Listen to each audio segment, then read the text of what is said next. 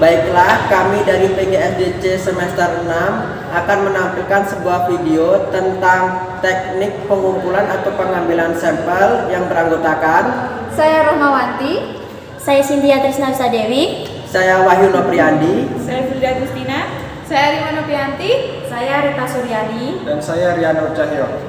selamat menyaksikan video kami. Baiklah, di sini saya akan menjelaskan mengenai pengertian umum dari sampel.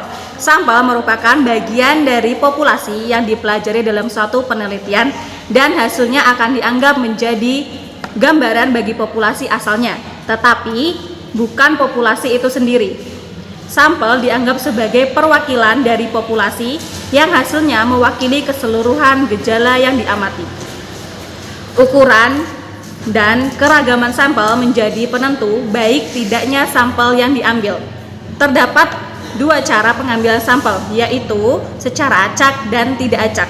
Sekian dari saya, selanjutnya akan dilanjutkan oleh rekan saya. Terima kasih. Teknik sampling menurut para ahli yang pertama yaitu Sugiono tahun 2001 halaman 56. Beliau mengatakan bahwa teknik sampling adalah teknik pengambilan sampel. Yang kedua, menurut Margono tahun 2004, ia mengatakan bahwa teknik pengambilan sampel ialah cara untuk menentukan sampel yang jumlahnya sesuai dengan ukuran sampel yang akan dijadikan sumber data sebenarnya, dengan memperhatikan sifat-sifat dan penyebaran populasi agar diperoleh sampel yang representatif. Yang ketiga yaitu Teken pada tahun 1965.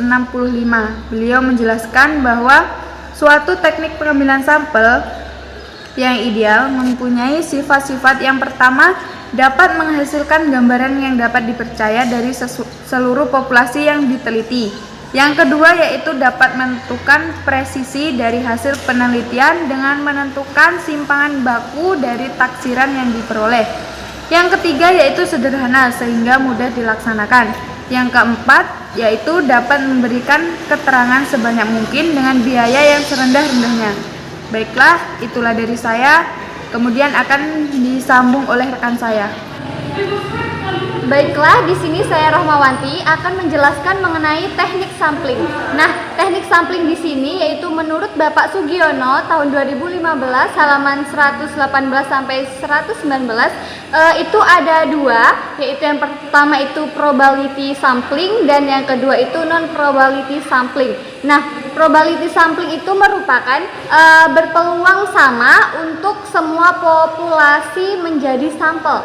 Sedangkan yang non probability sampling itu tidak memiliki peluang sama untuk semua populasi menjadi sampel. Mungkin hanya itu dari saya, akan dilanjutkan oleh rekan saya. Baik, di sini saya akan melanjutkan materi yaitu tentang macam-macam teknik sampling. Yaitu yang pertama simple random sampling, yaitu merupakan metode penarikan dari sebuah populasi atau semesta dengan cara tertentu. Yang kedua adalah proportionate Type random sampling, itu merupakan suatu pengambilan sampel dengan memperhatikan suatu tingkatan pada elemen populasi. Kemudian yang ketiga ada disproportionate stratified random sampling, yaitu merupakan teknik pengambilan sampel yang digunakan bila populasi mempunyai anggota atau unsur yang tidak homogen.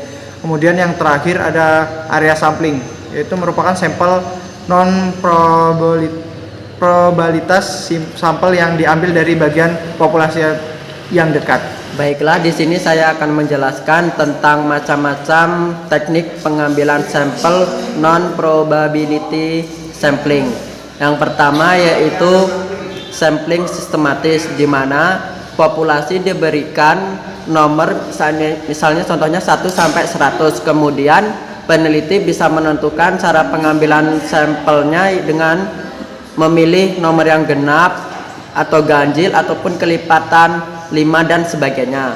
Kemudian teknik insidental, di mana ketika peneliti melakukan suatu kegiatan dan kebetulan menemukan orang atau bagian dari populasi, maka orang tersebut bisa dijadikan sampel oleh peneliti dengan syarat populasi tersebut cocok untuk sebagai sumber data.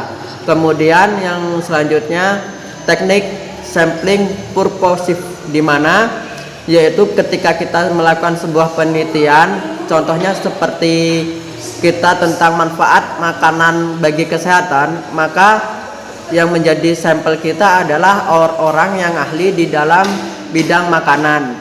Dan seandainya misalnya kita mengambil tentang politik, maka yang menjadi sampel kita yaitu ahli politik.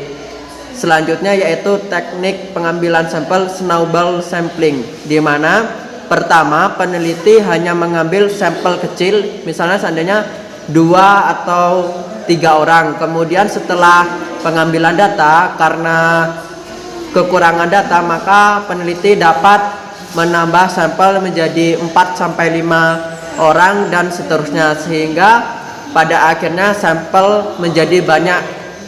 Selanjutnya yaitu sensus atau sampling total, di mana setiap populasi menjadi sampel. Hal ini dilakukan bisa dengan melakukan wawancara dan sebagainya. Jadi syarat melakukan sensus atau sampling total ini yaitu populasinya sedikit.